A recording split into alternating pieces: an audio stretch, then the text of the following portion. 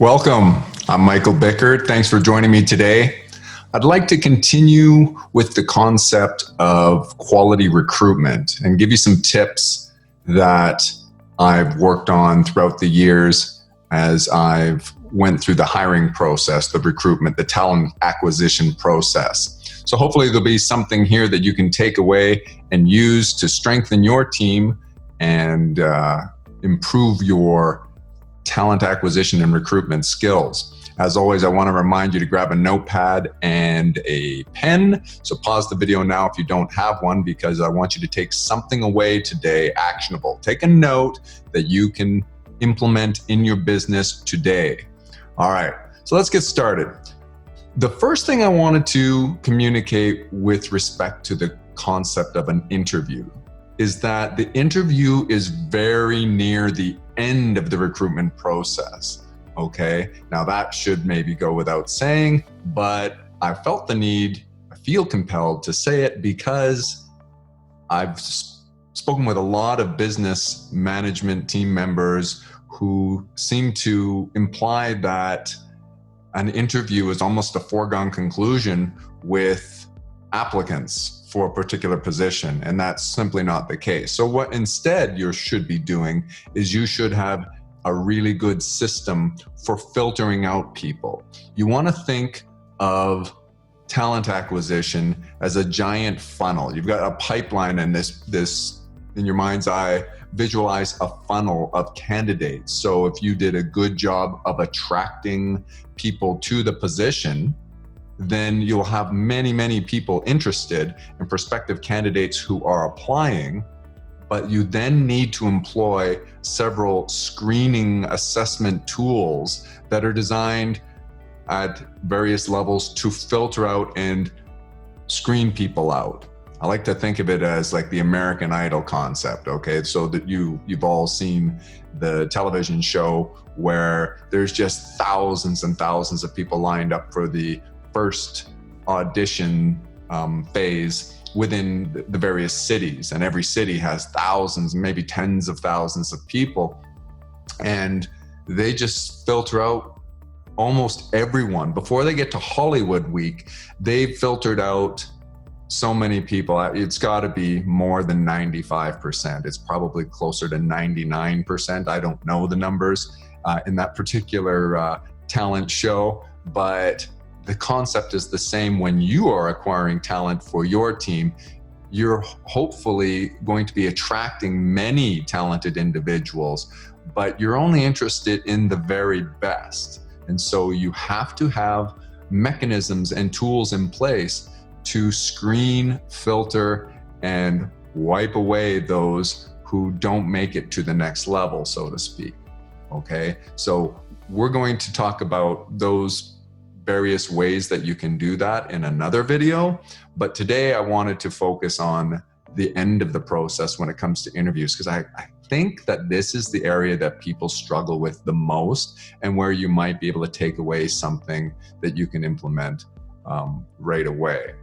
And so the first thing I wanted to talk about was, if you haven't seen that particular video that I did on creating a profile for the position, we'll put a link to it here, and you should watch that, because the first step in talent acquisition and recruitment is that you have to create a profile for the position. This is like the answer key.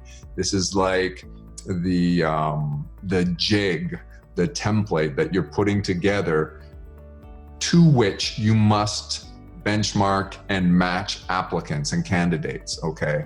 So I won't reiterate all the information that we went through in that video. Instead, just bear in mind that there is a profile that has been created in advance, okay? So there's planning involved. Both the creation of the profile took some planning and some work in advance, but now also before you get into the interview, there's another level of planning involved. And it's to review your profile. And so let's say you've got maybe 3 people that you're going to interview for a particular position. And that may have started with 300 people. Let's bear that in mind. By the time you're getting to the interviews, that's the first point I want you to take away. You have filtered out almost everyone only the very select few candidates that most closely match the profile that you've created for this position should be getting an interview. In other words, you're probably interviewing only those, and everyone that is being interviewed, only those only those that match the profile is what I'm trying to say, as well as those people that you're interviewing all qualify for the position. They're all qualified. Any of them would do. You're just now at this point trying to differentiate between them, the very best of the best. Okay, so what you're doing is, in terms of the planning before the interview, is you're going to review all the screening materials. So maybe you had some pre-employment screening tools that tested aptitude, some kind of personality profile as well, and a few other things. Maybe you had a questionnaire that they filled out. And of course, usually you have a resume or an application at the very least. So you're looking at all those tools, and your screening process should have already eliminated people that don't match. But now you're looking at how closely these people match by reviewing all the information that got them this far. And you're reminding yourself of what you're intrigued by, what it is that you're most impressed by. Take another separate piece of paper and note on it those things. And it's okay if you wanted to print off their resume. What I usually do is I just open their resume, and these tools that we're talking about, these pre-employment screening assessments, I'll have those on my screen in front of me, and I'll have some recycled paper, note paper that I'm going to use, and I'll jot down some notes that I want to use throughout the interview process to guide me. And so there might be some things that I note that I'm most impressed about, but I want to have substantiated in the interview. Okay, so there is a premise that I want you to accept here, and that is, I should have done a little bit of research and looked up an exact study, but I know studies have been done, surveys and so forth, that indicate that a very high percentage of resumes contain fabrications, exaggerations, outright lies.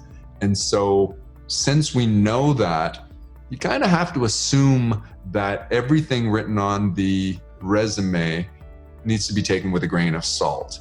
You need to determine whether or not these things that are impressing you and maybe helped get the person in front of you for an interview, you have to substantiate them and make sure that these claims that are being made are in fact genuine. So I'll note some of that stuff down on a piece of paper.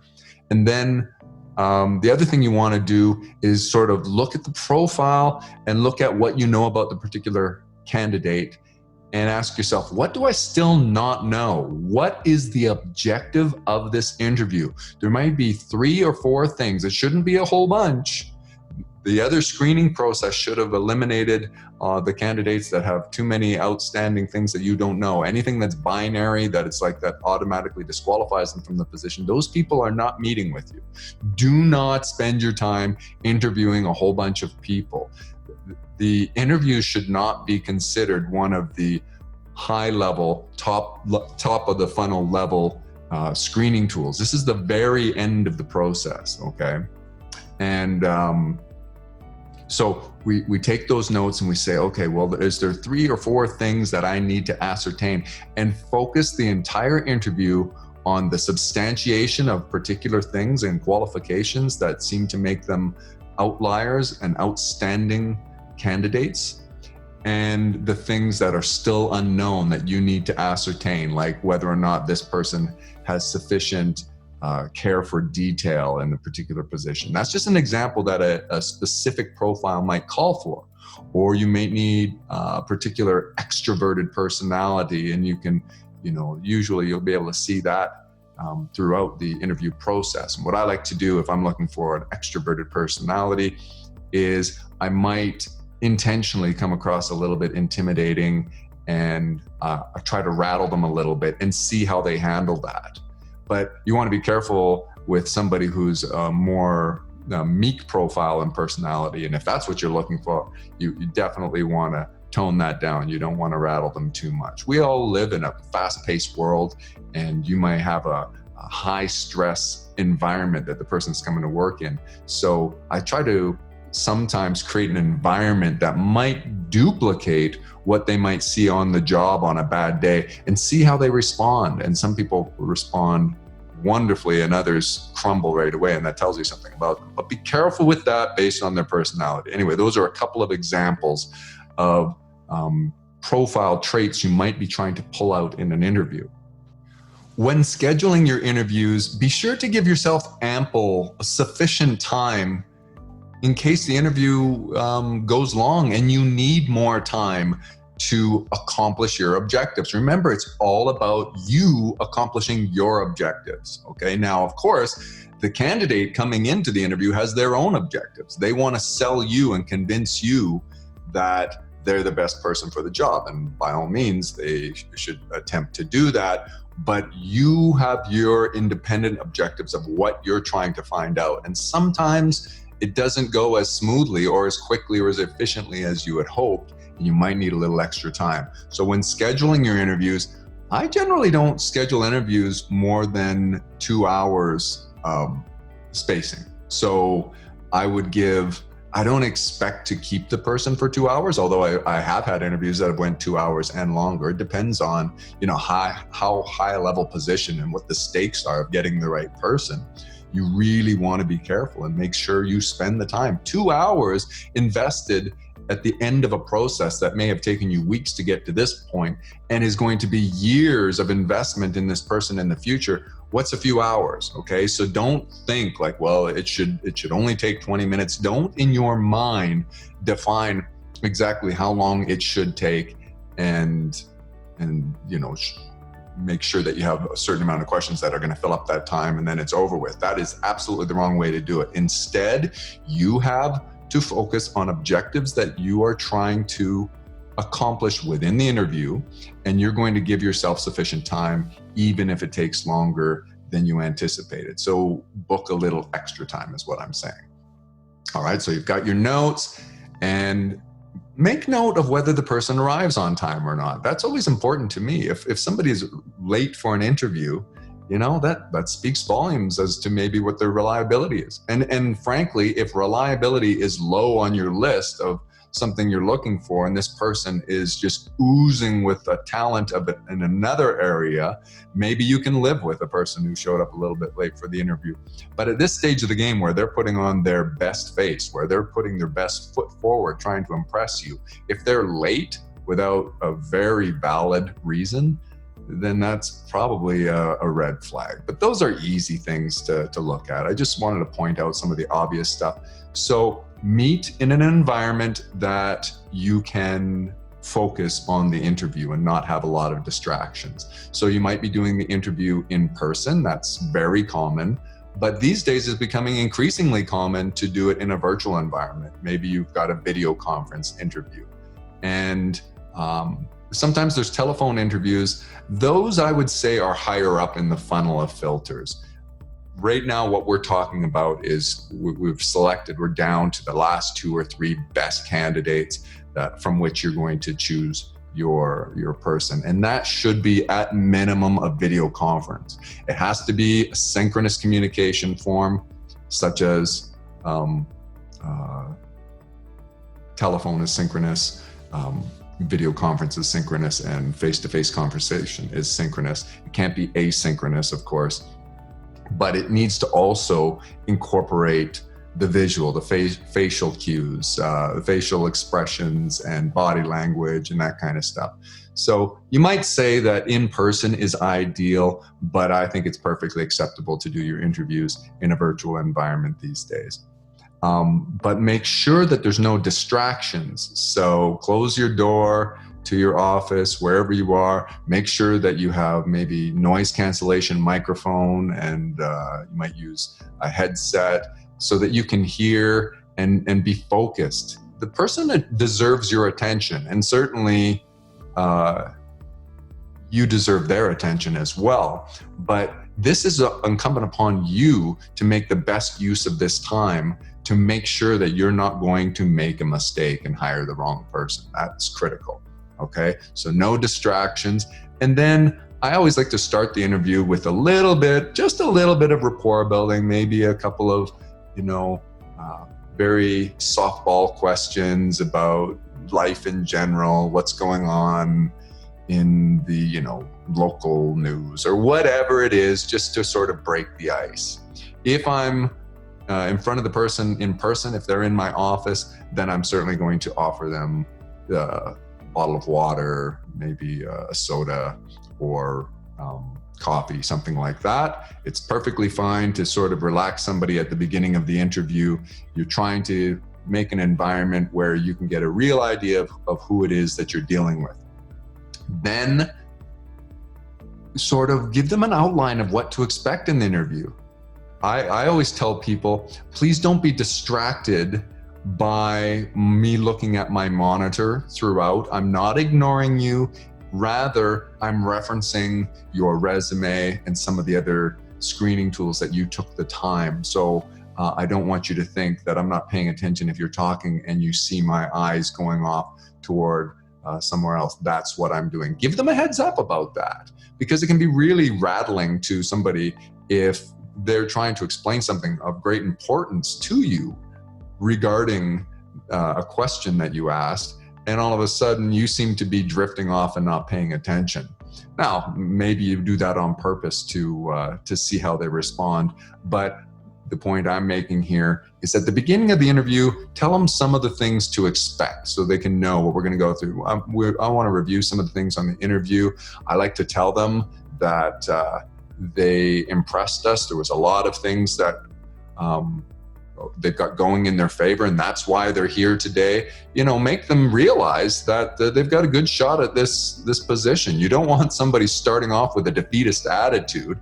So, and many organizations don't really structure the recruitment process so well. They may have sat through a lot of wasted interviews by organizations who interviewed as a early top filter level, top funnel filter level. And you don't want to assume that a person knows that they have a really good shot at the position. So I like to tell them some of the things that I'm impressed by, and then go right into it. Start to try to accomplish your objectives. Start asking questions. I always use the resume as a guide.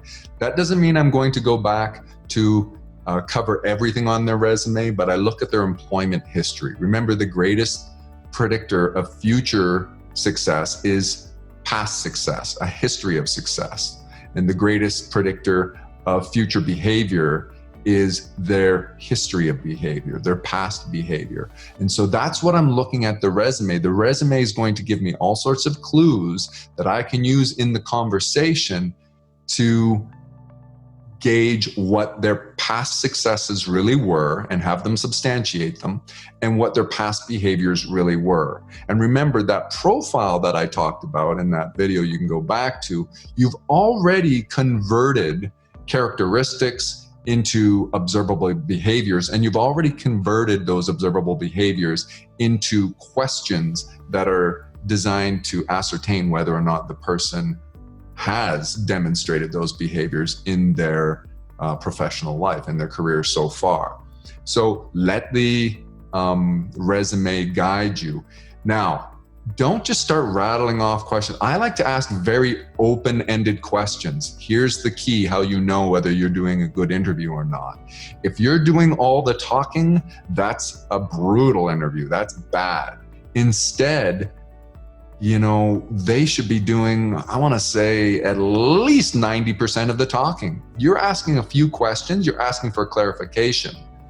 Other than that, you're letting them talk. Now, when I say letting them talk, here's another tip, jot it down.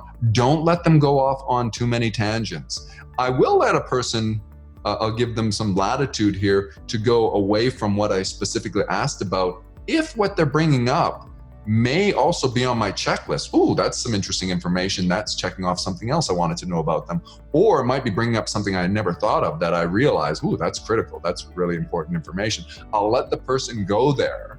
And sometimes you find out really interesting things. But what I'm advising you to beware of is that people have maybe been through several interviews and they are trained. They know what their best things are to advertise in the form of an interview. They're marketing themselves. And so they may come into the interview bound and determined to tell you that anecdote about this particular accolade that they had with one of their previous employers. And if that's not of interest to you because it's not on your checklist, it's not what you're trying to ascertain about their profile. Maybe you read, yes, they have a particular certification or particular experience doing this, that, or the other, but that's not relevant to you. Don't let them go there. So when I find that candidates are doing that in the context of an interview, I always interrupt them. And it's a little jarring for them. I can see it's a little abrupt. And I say, I'm sorry, I just want to focus on, and I'll repeat my question. And maybe what I'll do if I see that it rattles them, I might get them back on track by reminding them what they had said so far in response to my question before they went off on a tangent. Okay, and that's another really important thing. You need to be listening. You need to have good listening skills. Don't just ask a question and then start planning ahead of where you want to go with this. Think of the best interviewers in like the podcast world, like Joe Rogan is one of the most successful podcasters. I really think that he makes a point of not having too much of a plan exactly how they're going to get. He may have some information he's really intent on talking to the guest about, and usually the guest has their agenda, but it's okay to let it organically take place as long as you stick to your objective. Okay, so I won't let people go too far off on a tangent that is of no interest to me. And by listening very carefully, that will help you, that'll give you the clues you're looking for, whether you can check off your list that the person has what you're looking for or does not, whether they match that profile closest or not. Remember, when you're talking about maybe you're down to 2 or 3 people, it is the person who most closely matches the profile that you're going to hire. You're not benchmarking them against one another, although by this point they may all match the profile more or less equally. At the beginning of the talent acquisition recruitment phase, we agree we're going to hire the person who most closely matches the profile. And this is your last opportunity to ascertain what things might be a bad fit for the organization and the personality and just that may cause problems. So ask your questions and listen and keep them on track. That's the next major point that you want to focus on. Take notes while the person's talking, and you can ask for permission to take notes. Say, I hope you don't mind, I may jot down some things while we're talking. And no one's going to object to that. Of course, you should take notes, but it's also courteous to let a person know that in advance so that, again, it's expected. Take notes, because even though you might think, I'm going to remember this, sometimes your interviews, just based on scheduling, your schedule, the busy schedule of the person who's applying, may take place further apart than you would ideally like to schedule them. And you want to reference your notes, and you might want to pass your notes on to somebody else. If you're sort of on the fence about somebody, or you were not able to pull information that's really critical for your decision out of the person, it's very common to let someone else in the organization, another major stakeholder, interview the person. And even if the person is not going to work in that department or for that person, sometimes a very different personality, someone who has the polar opposite personality of yours, will have a very different interview that uncovers things that your interview style did not. So make use of that as a best practice as well, if there's other people that you can take another interview for. That being said, I have the goal that if I can accomplish my objectives and I can find what I'm looking for, I may make a job offer right at that point. And that's sort of another best tip to take away from this, or best practice. If you've really done a good job of getting the best of the best in front of you, you don't want someone else to poach them off of the employment market, because these people have probably applied for multiple positions, and maybe they have another interview directly following yours that same day or whatever, and you think that you you don't have any urgency applied to it. It's okay if it's like, well, I've got a lineup of people. This is a frontline position. It's entry level, and there's many, many people that are qualified. Then in those instances, it's perfectly fine to take some time, because the risk of losing, a diamond in the rough may be lower. But if you've got somebody and you're like, wow, even for an entry-level position, and you're like, wow, this person is outstanding. They may not even realize how good they are. How did this person get through the system? I think of the example in the movie Moneyball with Brad Pitt, where he plays Billy Bean. And the whole concept of Moneyball was them being able to find value in professional baseball players that other teams don't see, because of their historical way of evaluating players. And if you're really good at talent acquisition for your team, you might be able to identify talent that is unique and is beyond what you might otherwise expect, because maybe the person has some personality glitch. It could be something very superficial that other people are writing them off. And, there are all sorts of reasons. I don't want to get into them right now, why people have an edge. An obvious one is a very good-looking person has an edge in just about everything they do in life. So that's just an obvious example. So somebody who's very attractive in an interview might fool the majority of people into hiring them where they're not qualified for the position or they're not a good fit.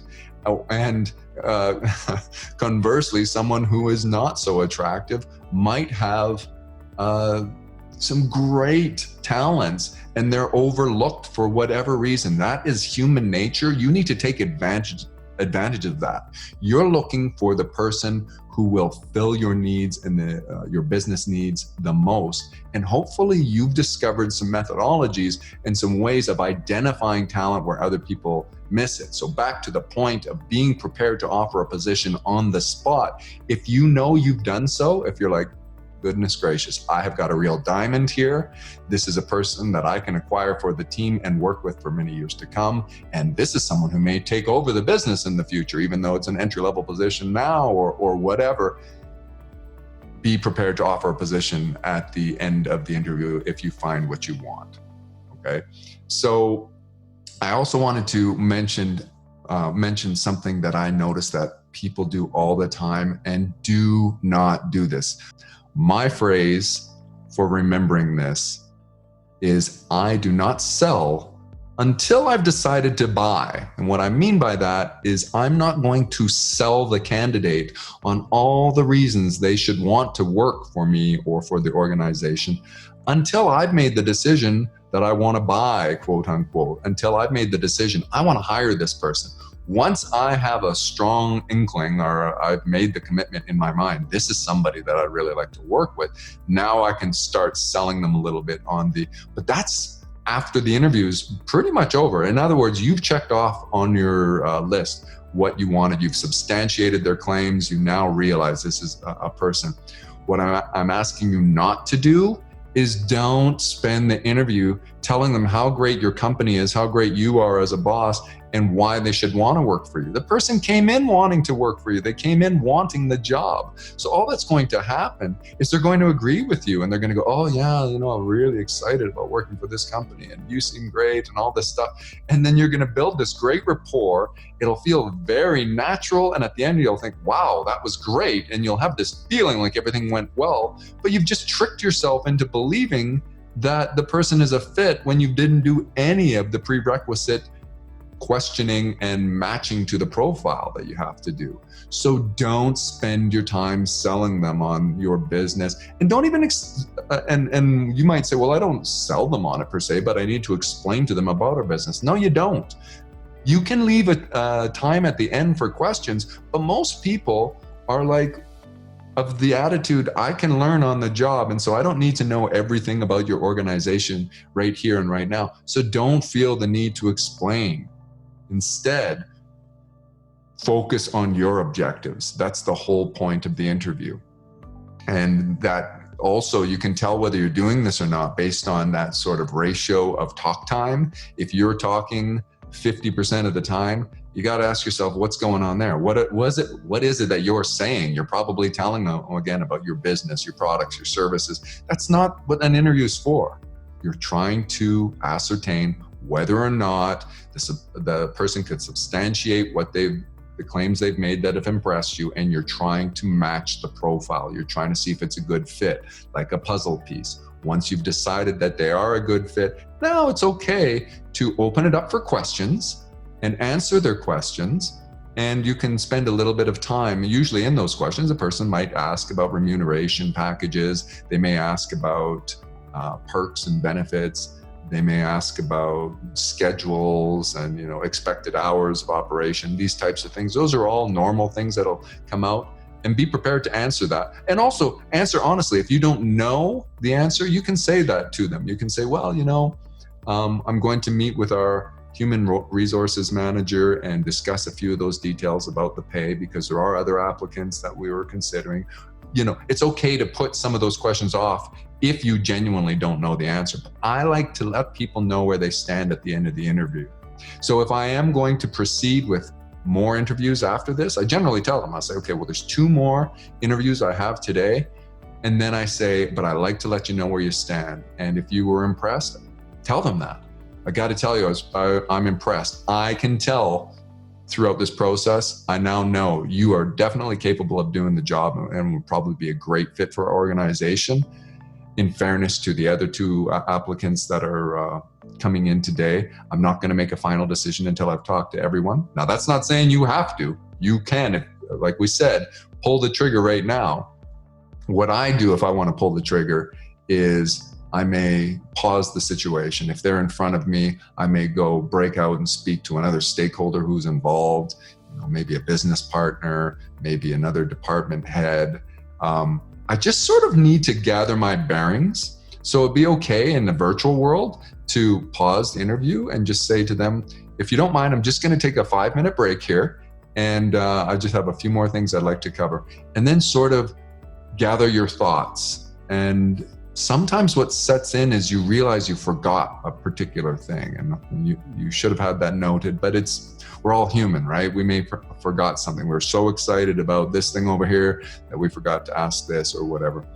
And but in addition to gathering my bearings and communicating with somebody else, those are the main 2 things that you're doing at this point. So then I would come back and say, okay, well, I think if you don't have any other questions, we're prepared to offer you the position or whatever. And it depends on your process and how your organization works. You may at that point turn them over to human resources. Maybe you are the business manager and there's a human resource process and the formal job offer comes through that or whatever. So at that point, you could just come back from the few minute break and say, okay, what I'm going to do now is I'm going to turn you back over to our human resource manager, so-and-so, and you can, even in a virtual world, you can sort of pass the conversation off, or they can hang up and reconnect, or so-and-so will be contacting you right away and let you know where we stand.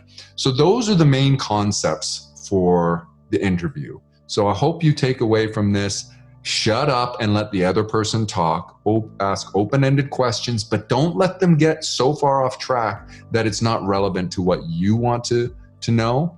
And plan in advance. Have a strategy before you enter the interview, but be a little bit flexible. So those are some concepts that I hope can help you get the next member for your team as talented as possible and continue to grow your team. We have other videos that'll help you with recruitment. Be sure to check those out. Put some notes in the comments. What are your best practices for interviews? Tell me a story about your worst interview ever and the common mistakes you make. We all want to learn from one another. So thanks for joining me today. Perpetual refinement.